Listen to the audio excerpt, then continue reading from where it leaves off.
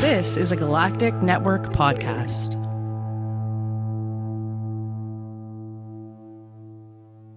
The Podcast of Terror is a great podcast. It's covering movies that are not for children, and thus this podcast is not for children.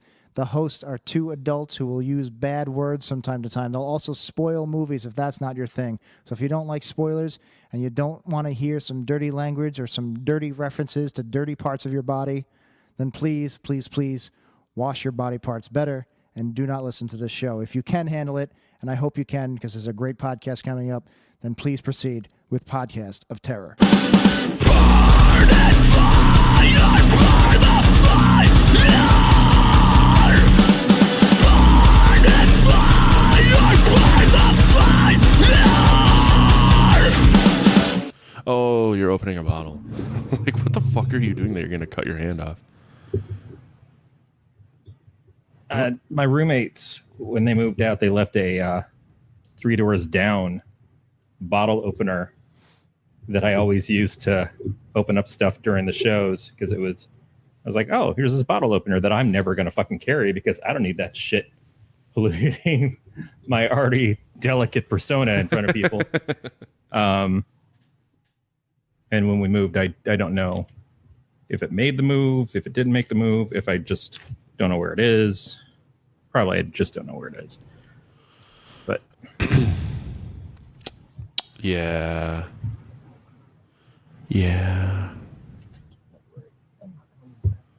I'll lose it anyway. Sorry, Erica. Yesterday was a rough day for me. I spent a lot of time drinking on Saturday. I had a wedding. It's a friend of mine, but a watcher of the show. Chris and his wife had their reception on Saturday. And yeah, I believe I was praying for sweet death at 2 a.m. on a toilet. I don't think that there's ever a time where it's not opens with, yeah, I was drunk at a wedding on Saturday. It's surprising that it pushed you all the way to Monday because many a Sunday show has happened with the I was drunk at a wedding Saturday. So I got up at like 7 a.m. So I stayed. It was about an hour and a half away. I stayed and I got up at 7 and I did not feel good. So I didn't go back to sleep. So I came home. So I got home at like 9:30 in the morning and then tried to nap on the couch. And then I had to leave at 11:25. Alyssa did a rabbit adoption and I went to the bar across the street and ate wings and then had a beer. I'm like, oh, well, maybe that'll make me feel better. And then we went to a brewery because Randy's wife is a bartender at this local brewery. So we went and visited her on her second day of work. So I didn't get drunk by any means, but I just did not feel normal. So because you didn't get drunk.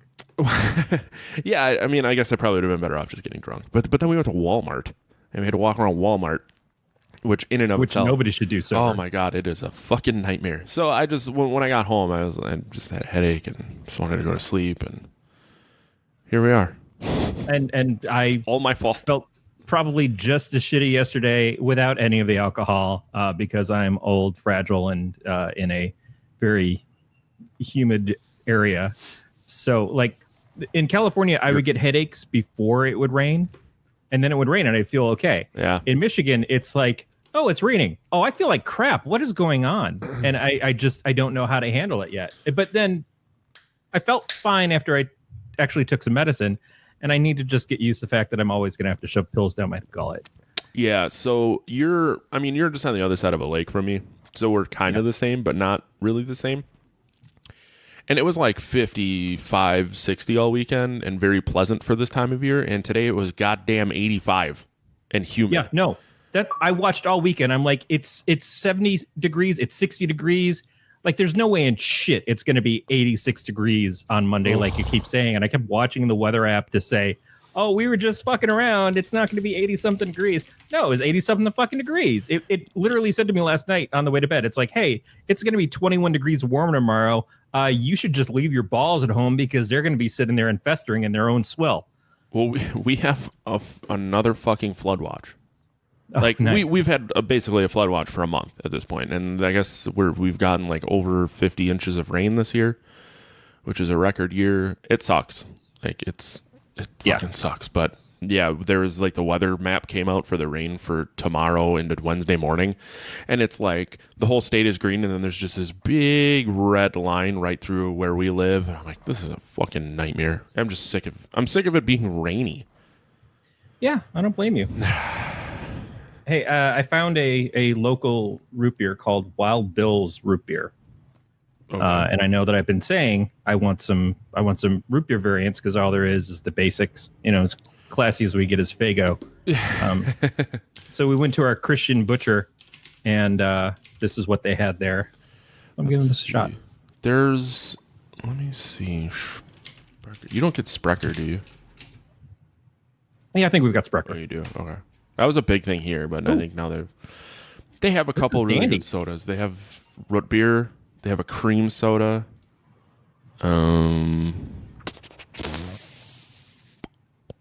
This is not going to last long. No, they have really good. They apparently have a hard seltzer now too. I'm just looking. I wanted to look at their sodas. They have a cherry cola, cream soda, root beer, diet root beer, blueberry, raspberry, strawberry, red apple. They have sparkling waters now. Delightful. Yeah, in California, we had a couple of spots that had a bunch of different types of sodas. And then Ike's the sandwich shop, which is just phenomenal. If you ever are in Northern California or any of the places where they have locations now, go try them out. Do me a favor, try a Deep Throat. Oh, I thought it was the Slutty Mario or something. Close. They do have a Mario, which is very close to the Deep Throat because I think that also has mozzarella sticks on it. Ooh. But get a Deep Throat, get it as dirty as it comes, and thank me later. But that's where I found the Dang root beers, which was the butterscotch root beer, which was my choice for quite a while. Huh. This is just lovely. Yeah, I really wish I would have got to Ike's when I was out there, and I have no desire to ever go back to San Francisco. So, no, fuck that noise. Yeah, sucks for me, I guess. Are you ready for the surprise of the 4 years we've done this? Oh shit! Sure. I'm drinking soda. I have a nice Zevia strawberry. It's pink can. That is lovely. I fucking love this stuff. What is it called? Zevia. Zevia. So not stevia, not the. It's used with stevia. Shit. Yeah, that's what they use to sweeten it. I don't know. It's. Do you have Woodman's by you, or is that just a? I don't. Oh, okay. I don't recognize it. Okay, it's probably local, and I'm just making this shit up. But they have the stuff for like 2 6-packs for $5 or $6 or $7, and the Meyer is like $5.50 a 6-pack. Yeah, so I'm like, I'll just go down there and buy it by the case. I need a mug. Oh, Jesus. Erica wants a mug that instead of saying Tears of My Enemies, it says Tears of Matt Stein. I want a shot glass that says Jizz of Matt Stein. It's going to be my dick tears. Right. Let's let that one sink in. Dick tears is semen, if you're not sure. Who are also people who die on the boat with Dracula. Wait, what? I listened to your new show. Uh-oh. I haven't. It could just be Erica making fun of me for an hour, and I don't even know. No, she spreads it out a little bit. I think she's got dual targets. So well, there's moments where you're unscathed. There's also moments where you're really quiet. So I assume that at some point you had to go poop. That's possible. There was I thought it was weird when she asked me to record it, and then all of a sudden she had to edit it. So I don't know. Yeah, it was fun. I really enjoyed it. It's like I enjoy that side of Erica, which we get here. Not that I don't love Apex and the Abyss, her own show, but her personality, her own show is a narrative. She's telling the stories. You know, it's fun to see her break loose, and to get to just listen to it as opposed to trying to keep up with her. Yeah, so you can always tell, and I've given her shit for this, and this isn't even like me being mean, but you can always tell when she reads something because she uses her Apex voice, which is like her hosty reading voice, and there's nothing wrong with it. No, I feel like I probably do the same thing. I think most people probably do. Yeah, I think we all do. There's so we take turns. So I believe the next one Dan does, and then the one after that I do. Dan is the most thorough person I have ever met in my entire life. Like, fucking showed up. You remember in grade school and they had like the big paper you would draw on? Mm-hmm. Yeah, I just imagine him having one of those full of notes. Yes. He's the Monica. I never watched Friends, but I know enough about it to understand that that's what you were referencing. That is damn well what I was referencing. Yes. I see it's on Netflix, though, so I thought about watching it. I've watched that show so many times through that I've actually had to tell myself, no, don't put on Friends.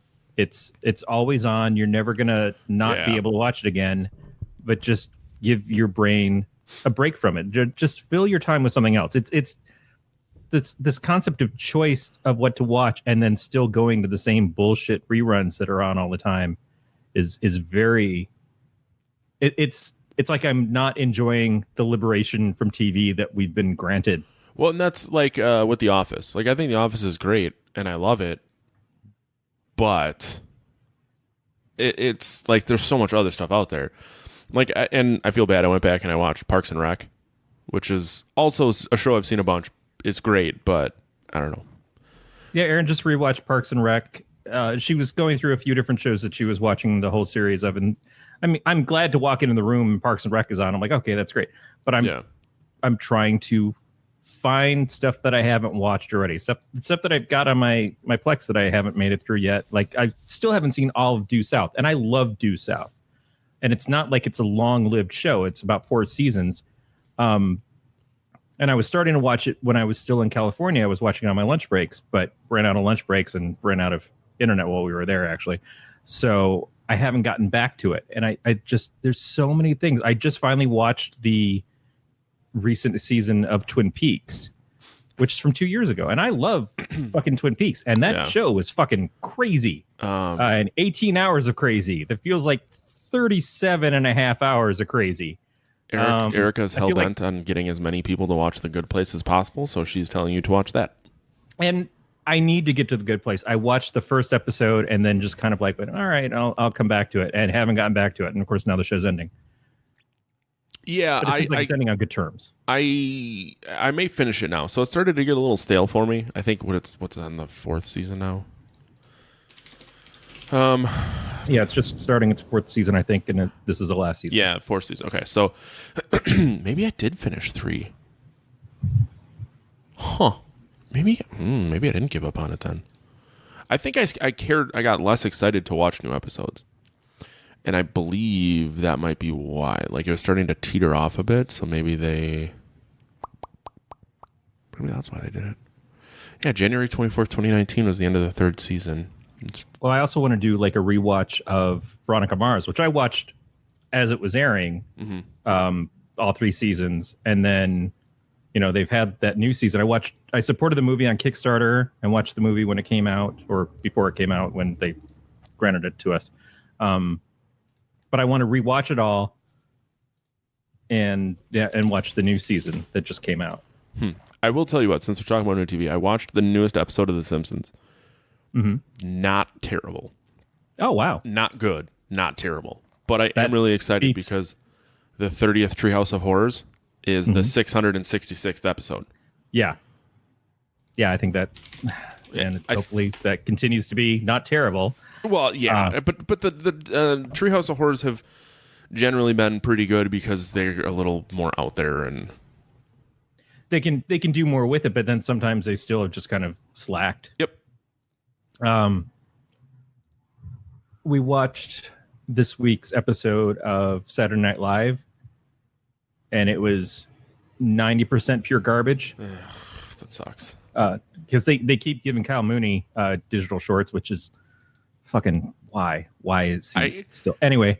And then we watched the new episode of the season premiere of Modern Family, and that is really just a low for that show. I know they're on their last season too. They were finishing off, but like Aaron was, shit, this is awful. I'm like, yeah, this is not good. And we made it through it. I said, well, I can delete it off the DVR. We don't have to watch the rest of the season. She's like, nope, we got to go through it. Yeah. We come this far. We watched the whole time. We've got to finish this off. I'm like, oh yeah.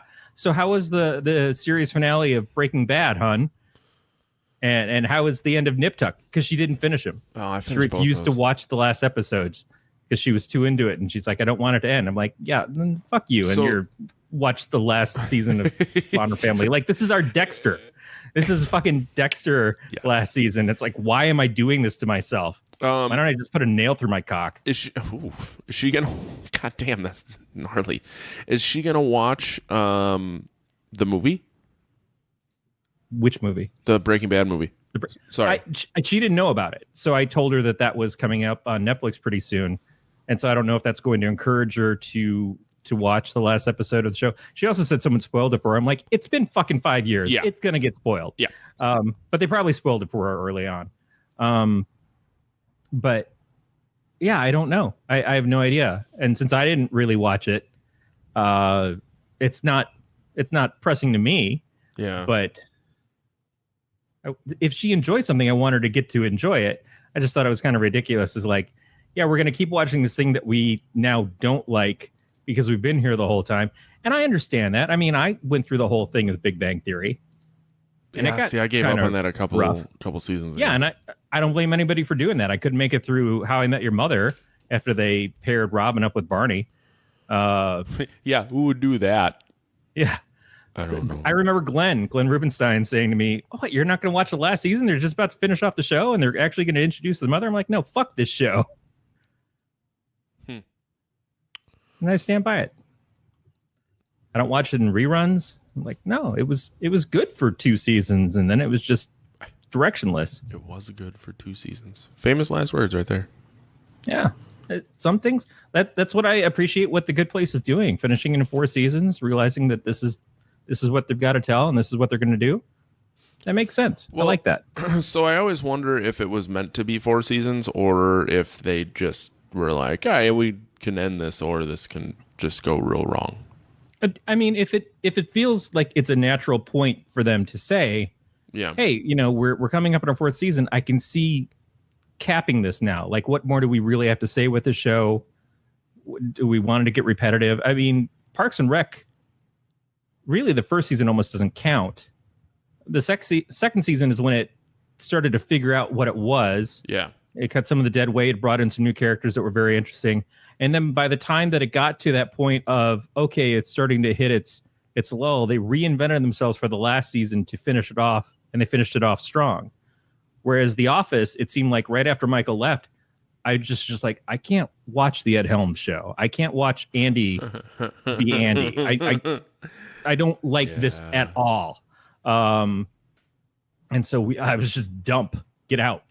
I came back for the last episode of that, but it wasn't like there was any love there at that point. It was just, okay, I get it. It ended. No, and they brought Michael Scott back just because they had to. Right, for a one perfect joke. Yeah. He got one perfect joke, and the show finished off, and it was sweet. But after Jim and Pam get married, it was like that show really had said all it had to say for me. Mm-hmm. Not that the other characters weren't great, not that it wasn't an ensemble cast. It all deserved something. But when that happened, and then when Michael left right after, I don't know that I really want to stick around for this. And I'm Right. sure that there's some good stuff still, but Not a whole lot. I mean, Jim then becomes a sports writer, and it's just there's a lot of weird shit that happened. I agree. It probably should have hung it up. But even season 1's pretty good. But 2 through 5 or 6, maybe even bits of 7. I think that's about as good as it gets. Mm-hmm. And now that's one of the shows they're talking about either redoing or spinning off for the new NBC Peacock. What Yeah, the fuck is NBC Peacock? NBC's new streaming service that is going to be should have assumed. available in 2020. It's going to have The Office. It's going to have, I think, Friends is going that's to be why on they're there. okay. That's why they're pulling it off Netflix. Yeah. I feel like I read that, but I drank it away. But yeah, a lot of the stuff they're talking about bring back, they're going to do a relaunch of Punky Brewster. It's that kind of stuff. It's like, oh yeah, these things that you remember fondly, we're going to do everything we can to fuck it up. Yeah. Trying to think of a good. I'm looking at NBC shows. Even Superstore's kind of getting a little shitty. I've never gotten into that show. I mean, it was kind of funny because it reminded me of Employee of the Month and The Office together. Yeah. But with every great show, they find out the good things that people like about certain characters, and then like, all right, we need you to do this 8 million times more. Yeah, Beat saying Peacock is doing a new Battlestar Galactica with the showrunner from Mr. Robot. I never got into Battlestar Galactica. I didn't either. I hear a lot of people thought that the recent revival, like now it's almost 20 years ago, but that revival was incredible, and I don't disbelieve him or anything. But I guess the Mr. Robot showrunner is going to come in, and he's not redoing the series so much. It's supposed to be able to coexist with the other series. At least that's what he's implied, which is good. You know, that's the thing is I don't want to see people get screwed out of like, oh, we really loved Buffy the Vampire Slayer, so here's a new Buffy the Vampire Slayer that has nothing from the one that you liked before, because we can't get Sarah Michelle Gellar as Buffy again, although she for some reason came back for some weird Cruel Intentions sequel way down the line of that. Yeah. I didn't realize Mr. Robot comes back on Sunday. And there's another one. I watched and loved the first season of Mr. Robot. It got I have weird. not watched anything past it. It got weird. Yeah, I don't know. I mean, it's already weird, but it was really good weird. You know what NBC needs to do? Bring back Saved by the Bell. They are. Oh, yeah, that weird fucking whatever. No, they're bringing out a new Saved by the Bell, and apparently Mark Paul Gosselaar is playing the mayor. Yeah, that's what I'm saying. It sounds fucking stupid where it's like an alternate reality or something, or an alternate timeline where he's the mayor and he's trying to shut down the school or... So he's the Belding now? Yeah, basically. And just because you're losing your hair doesn't mean you have to do that. He's on that new spinoff from Blackish. Paul Gosselaar. When I was Googling him to see what he looks like now, the second result is his mom. Is his mom like uncharacteristically hot? I don't know. Either that or she died. Oh. Nope, she didn't die. Or she's a hot dead person. She might be a hot dead person. Everyone's into a hot corpse once in a while. Why am I fucking... She's a flight attendant. And she's Indonesian. Why do I care about this person? We're getting away. Maybe she tweets. There's an article... The unauthorized story... Oh, what? Yeah, I don't fucking care. He wrote a book. The unauthorized story of Zach Morris's mom. Yeah, well, it's called The Unauthorized Story... The Unauthorized Saved by the Bell Story. Oh, that movie they did? Yeah. Yeah, that was... Whoa. He smoked pot with his mother when he was 18. Okay. Right. Oh, Clutch My Pearls. Yeah, I don't really know. That's weird. If he was like 12, I could see caring a little more. Yeah, the only one who would like really feel dumbfounded by that is probably the girl who played Lisa. Ooh, what is she up to? She went very Christian, I think, after the show. Lisa Toro. Oh yeah, Lark Voorhees. She's got a weird face. Sorry, I know she's listening. But not with her face. Well, her ears are attached to her face. You don't know. Okay. Well, I didn't. They might not be her weird. real. I mean, I thought weird. They might not be her. She looks like she had some work done. And to me, that looks when it looks unnatural, they look weird. Like everyone on the Jersey Shore now. Everybody on the Jersey Shore when it started. No, I mean they were at least like normal weird. Now they're like fucking plastic weird. I would still have sex with Pauly D though. Did you say with Pauly D? Mm-hmm. Oh, sorry, with Pauly's D. I don't know what any of those words meant. Pauly D's the one with the blowout. His head looks like a Reese's peanut butter cup. I could not place anybody from that show. All right, this is going to be the last episode of the Podcast of Terror because Corey has not ever seen anything about the Jersey Shore. You know what? We're turning this into a Jersey Shore podcast. The Jersey Shorecast. Well, now I am terrified. Just finally something to fucking scare me.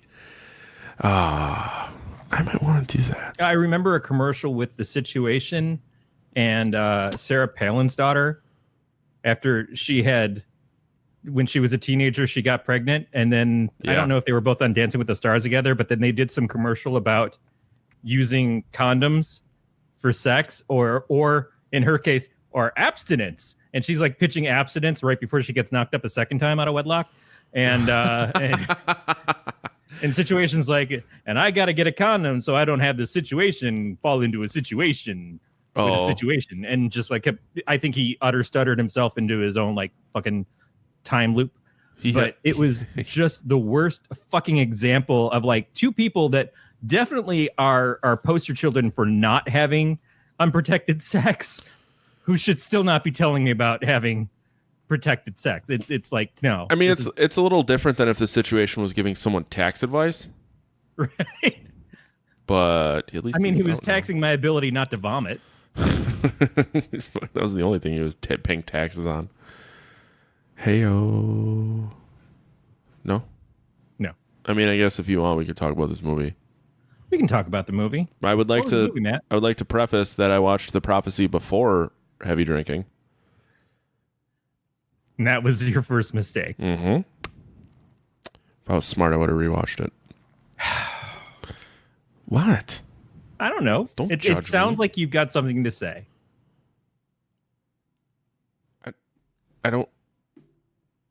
Oh, fucking. Erica said we should talk about Taco Bell and Hereditary. I watched Midsummer. I was really expecting you to say something when I told you. I haven't seen it yet. I know. It's not. I don't want to prejudge it. It's not terrible. No, you said that you enjoyed it. It's very strange. Not Anthony terrible. said that he really liked it a lot. Yep. And yeah, but Anthony liked Hereditary, so everything he says is completely. Anthony didn't like Hereditary. Who He went liked right from saying that he didn't like that to saying he was going to see Midsummer, and I was very interested to know what he felt about that. Well, who said they liked Hereditary? We haven't found anybody who likes Hereditary yet. Who fucking liked it? Someone liked it out there. Someone out there, I'm sure, but not on our show so far. That we know. That nobody that we've asked has laid claim to being the person who can say, "Oh, Hereditary was great." All right. Well, yeah, Midsummer's pretty good. I recommend checking it out. Now, let's talk about some Taco Bell menu updates. They've added the toasted cheddar chalupa. It's pretty good. It's pretty good. The shell was a little too crunchy. They still got the Grando Nachos box. In case you're interested in a little Taco Bell treat. The Black Bean Crunch Wrap Supreme is back for all of you weird non-meat eaters out there. And they've also made a Black Bean Quesarito. And that's going to do it for this week's Taco Bell Minute. Call me when the Cholito comes back. I feel like you made that up. Cholito. Oh, dude, the wedding it was originally called the Cholito, and then it was changed to the chili cheese burrito because people felt Cholito was not chili cheese burrito was fucking great. The wedding that I was at had taquitos. Oh yeah, as one of the things to eat. I was very excited to see those. Yeah, you roll shit up and fry it in a tortilla shell or goddamn egg roll bun or whatever. Fucking stuffed food. I had some mozzarella sticks that were wrapped in wonton wrappers yesterday. Yeah. Oh, those are so goddamn good. I know. So mozzarella sticks, fried or breaded? Okay, what do you mean fried or breaded? Because do you go deep fried in a batter, or do you go? Batter and ow! I just yanked my headphones out of my fucking ears. I prefer batter and then fried. Batter fried. Wonton is king, but batter and fried is second. Yeah, I mean, I thought my entire life breaded mozzarella sticks was the way to go, and then this place, this fish fry place out by us in California, had battered mozzarella sticks, and goddamn, they were just so phenomenal. And of course, can't find them here. Someone's got to have them around. Someone. I mean, mozzarella sticks themselves are not the big thing out here as I thought they were going to be. Eric is pissed about me bringing up the mozzarella sticks. I was texting her while I was eating them. I'm like, you gotta fucking find these things. They're so goddamn good. Where did you find them? It's a bar called The Bar. There's like 4 of them around. It's like a local place. It's pretty nice. They have decent wings. They have like 50, just full of really tense lawyers. 50. No, it's a sports bar. And there was no Packer game, so it was pretty dead. But it was they had 50-cent wings, so I got like 15 wings and an order of mozzarella sticks and a single beer. Yep, it's pretty good. The Prophecy. The Prophecy. So I really like the concept. Like, I've always been really fascinated by the concept of like angels versus demons, hell coming to earth, and all that shit. But the acting was god awful. And you have Christopher Walken being Christopher Walken while trying to be like a demon. So 3 of the actors in this came straight out of Pulp Fiction. Like which is weird, right? Like, Pulp Fiction was released the year before. This was 1995. Pulp Fiction, I think, was 94. Mm-hmm. And we got Christopher Walken. Mm-hmm. We've got Eric Stoltz. And I do not remember the actress's name, unfortunately, but she played Honey Bunny in the diner scenes in the movie. And you motherfuckers move, and I'm going to blow your fucking head off. I also didn't care for the fact that Adam Goldberg was in this. Do you not like Adam Goldberg? Is it because you're siding with Adam F. Goldberg because you love the Goldberg? It's not that. I just didn't like his character. It could have been anyone. I don't feel like he added or took away from it. No, that's the thing, is like, we're used to seeing Adam Goldberg and other stuff as a bigger thing, and you got to watch his episodes of Friends now that I mention it. But his role and Honey Bunny's role is just kind of like Renfield's, to steal from another podcast, Renfield, to Walken's Gabriel. They don't do a lot, and I didn't think they did a fair explanation when we first see him of understanding that he had just committed suicide, but Gabriel was keeping him alive. They explain it more later on, but like, his whole attitude that entire time isn't well explained. No. But I do want to point out that the guy who played Thomas is Casey Jones from Teenage Mutant Ninja Turtles 1 and 3. That always think of him as Casey Jones. Mm-hmm. And it's the friend with Eric Stoltz from Some Kind of Wonderful. The punk dude who was sketching pictures of his girlfriend without skin. I only care about him as Casey Jones. I mean, he was really cool as Casey Jones. He's been in a lot of stuff. He plays a cop in a lot of stuff. He's been in a lot of stuff.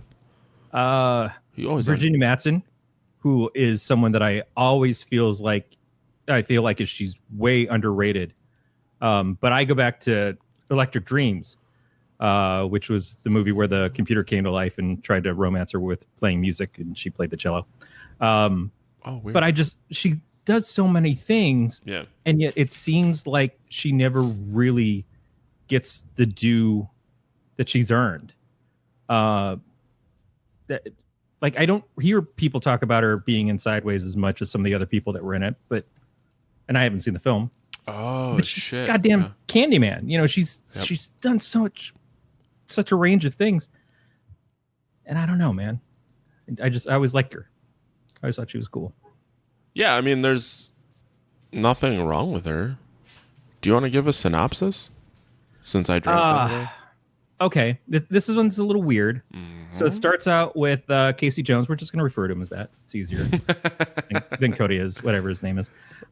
Casey Jones is an altar boy in a church. He's about to become a priest. He's about to get ordained. I like how he's the same age when he's getting ordained as the fast forward when he's now a cop. By the way, they do the best they can, but he's got no hair, so it's like the wig they put on him later is like really stands out.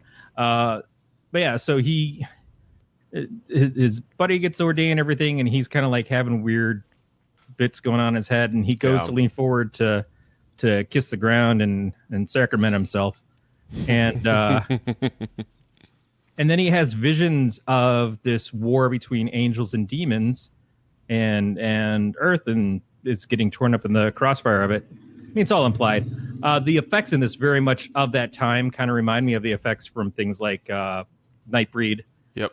Every time they show the dark, it's like some sort of like swirling blue light filter kind of thing, and stuff moving around a little too fast and flashes. So it part of the fact is the movie has such a time point that it's made in that it feels really dated for that reason. But yeah, so he has these visions and he decides, well, can't be a priest now. Don't believe in my faith is shattered. So I'm going to be a cop. So the next thing you see him is he's a cop. Sounds about right.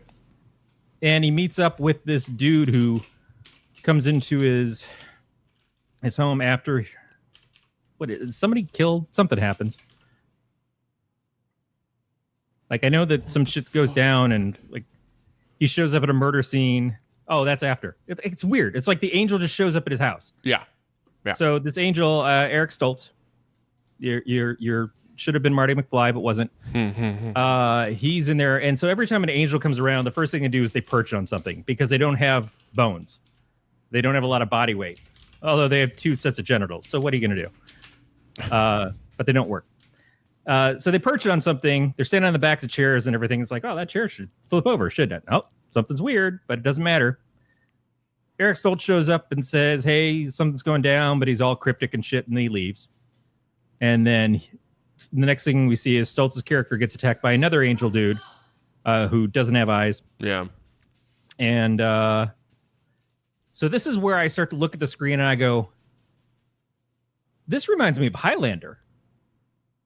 Because it's these dudes in trench coats just meeting each other up and like trying to kill each other. And it seems like there could be only one kind of thing. And then I looked it up, and this movie was written and then directed by the guy who wrote Highlander. And it all kind of made sense. I was like, oh, okay, it's Highlander with angels. That's fine. I get it. I see what you're doing, Monty. So that guy dies. Casey Jones shows up at the crime scene, and that guy's got his book in his apartment that he wrote about, losing your faith in religion or whatever. Probably listened to a lot of REM at the time. And yeah. And so he's like now on this thing of, well, this is all fucking weird. And this guy's got no bones and 2 sets of genitals and eye sockets, but no eyes ever. Like there's no actual organs in there from the eyes. He's like, this means something. Meanwhile, Stoltz, who's a little beat up, goes to this town. Oh, first, shit. Like, this is how convoluted the plot is. Like, I'm already forgetting big key points of it. So this military dude has died, and I guess that's part of why they're following it. Yeah, the corner is fun. Military dude dies. The paper is talking about that in the apartment, so I think that's where Casey Jones decides he's going to follow out where that is. Eric Stoltz goes to the funeral for the dude, Frenches him in his coffin, sucks out his soul, and then goes to a elementary school on I think a Native American grounds, because there's a lot of Native American kids mixed in with the classes there, and a lot of this takes place in a Native American lands and stuff as it goes on. But he finds this little girl, Mary, and then all of a sudden he's making out with her. That was weird. And that was very strange. puts the military guy's soul into her body. And then he's all like half dead in the school.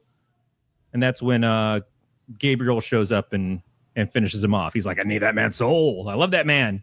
Because that man was a fucking horrible, the worst person in the world. Like literally the worst like a Keith Olbermann skit on his old show, the worst person in the world, because he's like does all these war crimes and stuff, and people don't really know that he's considered a military hero, but secretly he's been like skinning people's faces and shit, just like the worst. I like the weird face box that they find later. Yeah, exactly.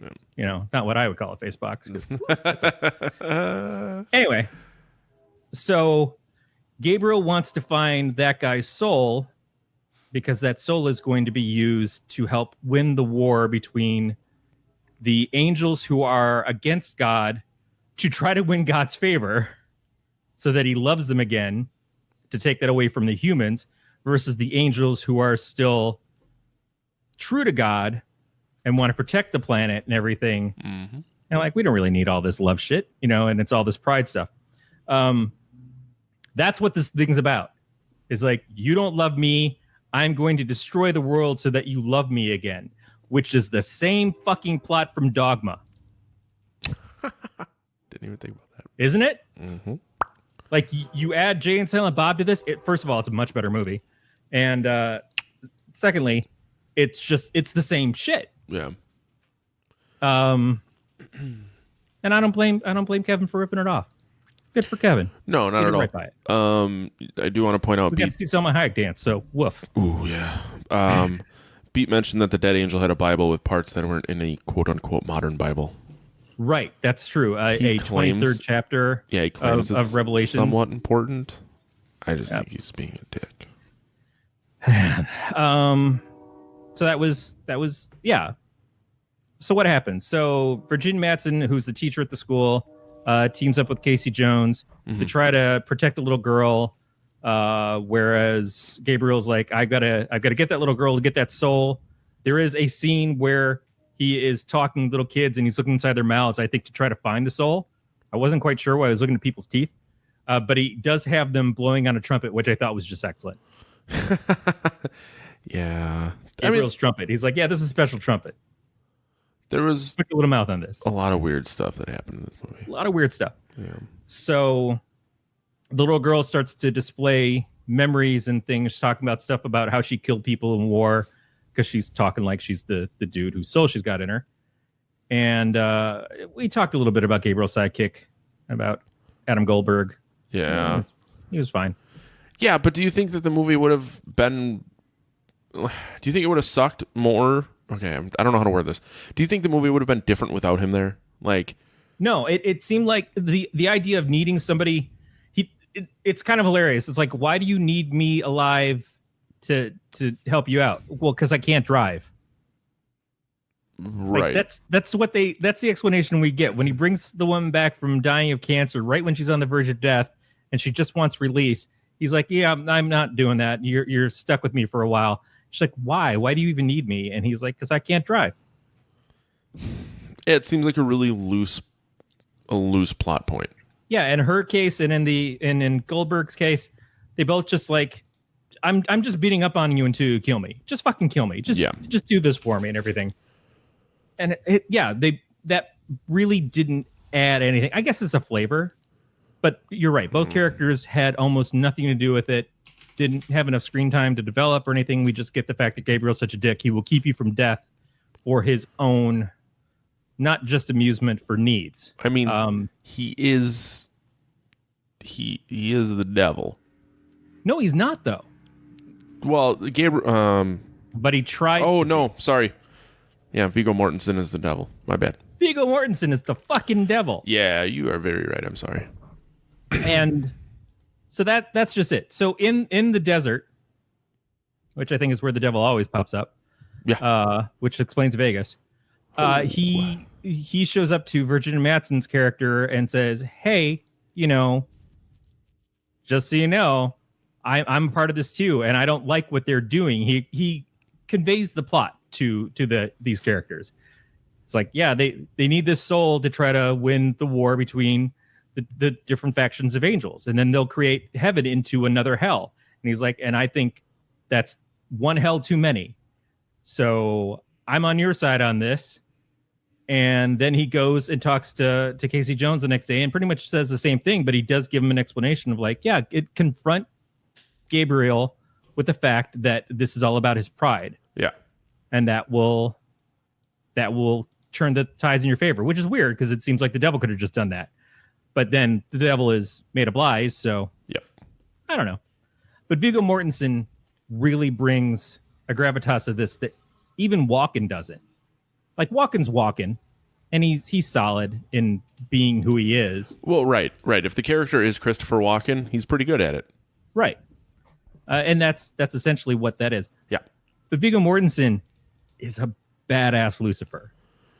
Like, when he speechifies, when he sits there, when he shows up, he brings an electricity to it that the movie was otherwise missing.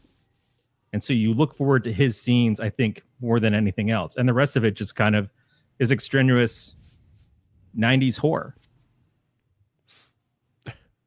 Yeah. Did you see Beats' point? To the devil mentioning how no soul went to heaven for the last millennia was chilling. There were some really cool parts in it, and like cool concepts. There were some good ideas. Yeah. I don't know if they did it now, if it would be better. I'm impressed that Christopher Walken not only did this movie, but came back for 2 of the sequels. I saw that there were more than one, but I didn't pay any attention to who was in I think there all were of like them. 5, and he did the first 3. And like heel turns 4 sequels, yeah. either in the second or the third one. Like he I turns feel into like a we good talked guy. about He this realizes that before. he made mistakes. I want to say we talked about it because there's Prophecy 2, The Ascent, and then Uprising and Forsaken. Yeah. So Prophecy 2, and I have not watched these ever. This way I remember seeing in the theater. Prophecy 2, he escapes hell, or Lucifer kicks him out of hell. Same sort of line of like, 2 devils is one too many. Yeah. Oh And he my comes back God, up- Glenn Danzig's in 2. Sorry. Oh, rock on. Fucking, I mean, now I gotta watch 2. All right. Be saying Doug Bradley, Pinhead showed up too. In Oh, yeah. this one or in the sequel? Doug Bradley. I don't know. But yeah, what you were saying though is that this storyline, this idea, I don't remember how many other things had done this before, but this was certainly like a big step into, okay, we're going to have angels and demons fighting each other. And we've had things like Legion and, like I mentioned already, Dogma and stuff. So there's been good examples of this. Legion even had a spin-off TV series that was on Sci-Fi for a while that did not impress me after Legion. Legion's a pretty solid movie. And so I like that. And even the idea of the Highlander angels versus angels kind of thing is cool. I mean, I was watching the Highlander TV series pretty close to around the time that this came out. Yeah. So I like that aesthetic, but Eric Stoltz's character kind of comes and goes pretty fast. You know, 2 angels die really quickly in this so that it doesn't seem like there's enough in it to feel like any of them are that powerful. Mm-hmm. And so having to fight Walken, it doesn't seem that impressive. They often, with the help of the devil, Lucifer's the one who tears his heart out, which is, I guess, how you have to finish them off to kill them. Yeah. Yeah. I mean, I could see that. You have to do something extreme to kill them, but Yeah, somewhat extreme, but like Yeah. even just taking bullets and stuff, they fall apart pretty quick. yeah. I don't know. It seems like it goes halfway to being something that could be really cool, and takes a lot of stops along the way. That if you had eliminated those, and focused more on the more prime story of it, maybe it could have been better. But it was 1995, so at that point in time, our expectations were for this kind of movie, especially, not high. No. But would they be high now? I think at this point in time, horror as a genre is looked at in the way that like comic books have been elevated. Like when I was a kid, comics weren't seen as cool. It wasn't until the graphic novel movement that they started to become really cool. And now everybody's like comic nerd fan in some way or another. And I don't want to imply that anybody is more of a fan than another person just because they like it a certain way or they like certain things. But I think horror has done a lot of the same stuff. It's like it took a long time for horror to be taken seriously as a genre. And even then, it's still certain kind of horror movies that stand out that are like, oh, well, this crosses the boundaries of horror into this other thing. It's like Us is a horror movie, but it's also this. And Silence of the Lambs is a horror movie, but it's also this psychological thing. And Hereditary is horror, but it's also 2 fucking hours too long. And that kind of thing. Damn, okay. Yeah, it's just, but I still think there's such a drive to the horror community. And part of it is because of the internet. Like people find each other with this stuff. So where it's not like it was ever closeted, but if you were a horror fan, you like slasher movies, you like B movies, that kind of stuff. They were always considered B movies. And now it's like, no, these things can be high-end movies. They can win awards. They can win Academy Awards. I think that, it would be different now. Yeah. But it would also probably be done by Blumhouse. And Yeah, I mean, I'd be curious if they try to do something similar now, or even if they remake it. Like, there's a very real possibility that they will remake this movie. But I'd be curious what it would look like. well, again, go back a few years and watch. Have you ever seen Legion? I feel like I did. So Legion's a war between angels. It takes place at a diner where all these people are. It has I think Dennis Quaid and I don't remember who else is in it. Paul Bettany is the main angel in it. And Aaron always would put it on and finally got me to watch it one day. And it's a solid little flick. I mean, again, it wasn't hugely popular. It wasn't a giant success, but I think it's a good movie. And the fact that it did get to have a spin-off series on Sci-Fi. Granted, Sci-Fi also around that time did the Flash Gordon TV series. It just looked like a downgraded version of Power Rangers. But still, how often does that happen that you get a solid horror movie that gets to spin off into a TV show? I mean, Buffy the Vampire Slayer. Hannibal. But Hannibal came out a long time after, and Hannibal is another thing that's looked at as being, while not successful as far as viewership, hugely popular with the fan community. Yeah. And was really well made and gorgeous, and could still come back. I keep saying. Yeah, I don't know. I should probably watch it. I didn't watch it. Yeah, that's one of those things I need to get to and watch the whole series. Yeah. Where are we in this movie? I feel like we kind of finish it off. Okay. That's the thing. It just sneaks up on you. We're at the part where all of a sudden the music kicks in, and while it sounds like Collected Soul, you'd be surprised to find out that it's actually the third album from Skid Row. Ooh.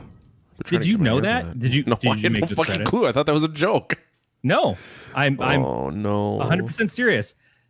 So I've never listened to anything by Skid Row past Slave to the Grind, which is the second album, and I hear this song playing it in this movie, and I'm thinking, wow, this sounds typical 90s, like listen to that twangy guitar, that sounds like Collective Soul, but some weird singer over it, and I'm like, holy shit, that's Sebastian Bach. Huh. And this is off of their third album, which I guess was his last with the band, but yeah, it was the album that was produced by Bob Rock as opposed to their normal producer, and they will not play anything from the album live because they hated it. Good old Bob Rock. They had nothing bad to say about Bob. Bob's a great producer. Bob Rock also helped Metallica make Saint Anger. Yes, and that's what they also compared it to. In fact, I think one of the things Sebastian said about the album is like, this is our Saint Anger. Because everything produced around that time sounded really bad, like poor production values. Again, the 90s was a weird time for a lot of stuff. Like we discovered all these effects and we just had to use all of them. It's like how in the 80s when we discovered the studio keyboardist could play all the different instruments that it used to take real live band members to play. Yeah. And so everything became a synthesized hot fucking mess. And it just plays in an elevator now. And you just scream to get out of it, and that's your M. Night Shyamalan movie. It's that same sort of deal as like, oh, look, we discovered. It's like when you're a kid and you discover your dick and you just want to play with your dick all the time. I mean, you're not past that yet. I was going to say, yeah, you'll understand. I'm literally playing with my dick right now. I believe it, which is amazing because it means that you put down your phone. Man, you got shit to do. I got to watch pornography on my phone to play with my dick. It's kind of go hand in hand. Yeah, so this movie, if nothing else, this movie put me on this rabbit hole dive into like hair metal bands and what happened to them when they suddenly broke up. And I'm like, oh yeah, and how many albums did Janie Lane stay with Warren on before they kicked him out and got a new lead singer? And all things I never thought of. Yeah, but that was my Saturday night, man. I was just, oh, I'm going to check this out now. Oh, wow, I remember that album. Oh, I never listened to that. That's great. It's not great. It's good. It'll do the job. I guess we can rate this then? Yeah. The old Mary Fuck Kill. What would you do to her? I want to say that there are parts of this that make it worth seeing once. Yeah, I agree. That's exactly where I'd leave it. Is like if you're drunk like mad on a Saturday at a wedding, and you wind up in the closet with a bridesmaid, or a groomsman, Doesn't matter. whatever your preference. I kissed a man on Saturday. I really kind of remember. Yeah. And that's just it's a good time in the moment. Then you just leave and try not to think about it again. Yep. That's this movie. Beat saying that the second prophecy is better. Well, he said stronger, I guess. But let him clarify if stronger means better. But That means it's pH balance for a woman. Classic.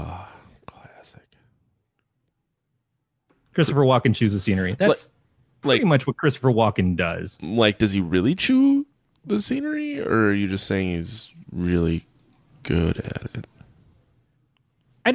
I hear that term all the time, and certainly when I hear it and I connect it to an actor, I see the similarities between the people that they're talking about that do that, but I've never quite understood what it means. I haven't taken the time to look it up.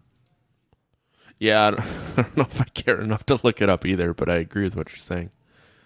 I think it's just kind of like they sit there and they will act the shit out of something no matter what's going on. Yeah. And it's like you just kind of you're just sort of, oh, okay, yeah, what's happening? Doesn't matter. Just go with it. Keep watching him. Just yeah. Bite the pillow. Nicolas Caging. That's fair. Who's the asshole from Family Guy? Seth MacFarlane. No, the asshole is like they keep having him come there and like take over Peter's life or take over his identity. The actor James Woods. Oh, that's funny. I don't follow the fuckwit on Twitter or anything, but wow, damn. Yeah, okay. if you watch some of his stuff, he's a scenery tuner. Huh. Interesting. All right. Well, I guess I. So what did you go with? I went with a. Is it technically considered a fuck? Yeah. Yeah. Technically. I'll do the same. I know we're starting to get a little too. Like, probably got a bit of whiskey dick. There's an open marriage in there. There's a fuck with an option. There's heavy petting.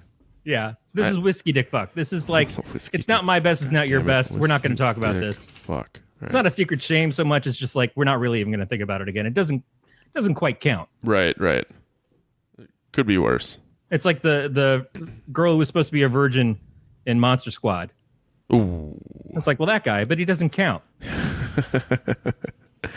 Oh, boy. All right. Well, I don't know what we're doing next. Technically, just penetration. Oh, Jesus, you're still on this. I'm not going to make you stop. Go for it. I've got way too little experience about sex to hold back on what I think it must be like. All right, Beat's happy. So Beat did recommend this, and he's happy that it wasn't a double kill. Nope. In all fairness, it's. I watched it before. I wasn't mad about having to watch it again. Yeah. I kind of want to see the second one, to be honest. Yeah, and I thought about that too. It was like, oh, should I do what I like to do, which is I just watched this one and now I'm going to go and do extra homework. But it was 3:00 in the morning. Oh yeah, no, you shouldn't be. You should be asleep, little buddy. No, not on my Saturdays. Don't know how you do it. I am going to watch that Legion TV show though. No, not the show. Watch the movie. I've seen the movie. Okay. I remember seeing the movie. I didn't get far into the show. I think I maybe got 20 minutes into the first episode of the show, and I was like, oh, this feels like it's a sci-fi show. Everything's taking place in some, old airbase hangar that's all dark so that you can't see the fact that it's just a bunch of steel walls around, and that's why it feels hollow. God damn it. It's just their production values are what they are. Yeah. But sometimes they hit magic. Sometimes they have a really fun show like Winona Earp, which is based off a really cool comic, so it helps. But they've done great stuff with that show. I enjoyed Killjoys for a little bit. They have the ability to make fun stuff outside of the fact that the production values are not high, but that's Doctor Who. Yeah. Which I know is your favorite. Something like that. Yeah, so like I said, I don't know what movie I'm doing next week. So Corey gets 2 weeks off. He's going on vacation, a much needed vacation. I have no idea who's going to be here next week and what movie I'm doing. That's good. But I do know that next week, which I think Corey's really happy to not be here for, it will be Saw 3 and 4 Yay. with Randy Fitzsimmons. I'm really hoping to bring Danny Glover back. That has got to be the ultimate goal for this podcast now, is just to bring Danny Glover back. Find a movie with Danny Glover. Randy did say he does want to record the longest episode we do have, so that would be anything north of 3.5 hours. All right, guys, that means that whatever happens to you listening to that episode, it's premeditated, so you can actually take Matt to the judge and lock him up for life. Yeah, we're going to be recording that on a Friday night, Friday, October 11th, because that's what works before I go out of town. So To get drunk at a wedding? No, I'm going for work. Oh, I'm going get to drunk at a Denver. work function. I'm going to Denver for a conference, so I'm going to get drunk for work. yeah. Yeah, that's just playing my cards right, I guess. I used to get drunk for high school. Wow, Well, drunk in high school. Oh. I guess it's different. that makes a little more sense. You get drunk in honor of your high school. I used to drink in my vocational class. We would go to lunch, get whatever, fast food or whatever, and then on the way into my vocational graphics class, my buddy Darren started pouring a bunch of booze into my half-empty Mountain Dew big gulp cup. And so I'm sitting there and I'm drinking this in class, and Darren, who was quite the lush, got pulled out of class to go to basically to rehab. And as he's getting pulled out, I'm just sitting there still sipping this whatever the fuck he threw in there. Like, bye, Darren. A delicious cocktail. Yeah, it was pretty good. I guess Erica wants to do Scream 3 when you come back. I'm all for it. Do we have to? Yes. Damn it. We made a promise. Although Aaron was asking me to watch Brightburn the other day, and I said, I can't. I'm saving myself for Erica.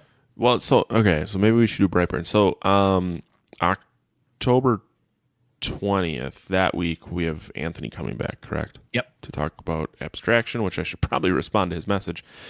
And then maybe the week after that? Sure. I mean, yeah. Now I've just turned the end of this episode into planning. That's what we do. Yeah. I like As opposed to telling people where to go to find us. Oh, I guess you could do that at podcastterror.com. Podcastterror.com. You can also find Matt on his other two shows on Monster Madness Podcast. Yes. And on The Cast and the Furious. Yes. Also, I want to mention a friend of the show, David Luzader, who we know from both Movie Go Round and from Brokebot Mountain, is one of the contestants on the new season of America's Next Top Podcaster, which another friend of the show That's a show? won last season. What? What? Yeah, Amy Frost won last season.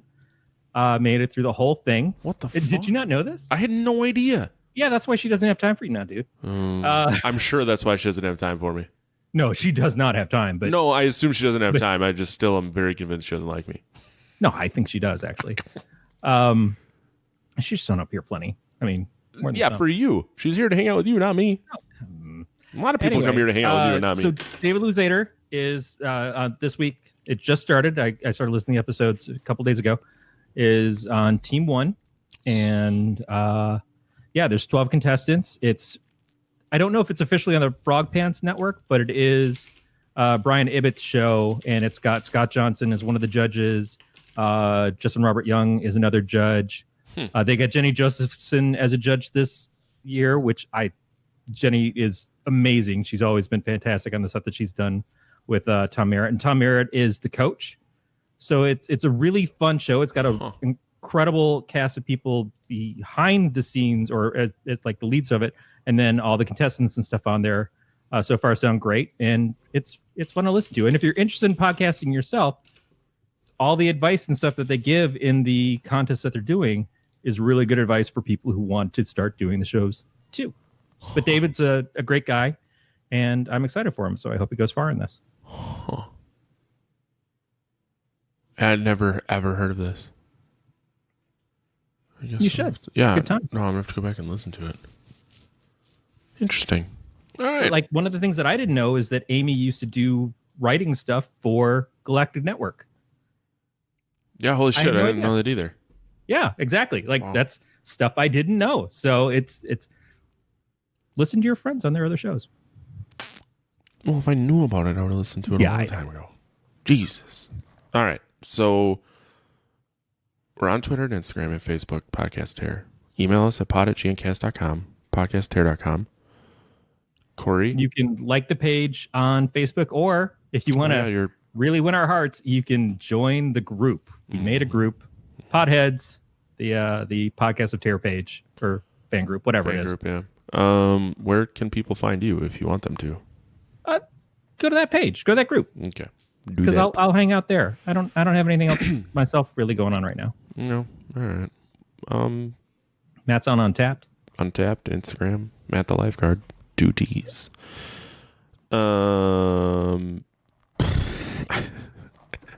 Beatmaster and Erica weren't mean enough this episode, so I'm not gonna cry.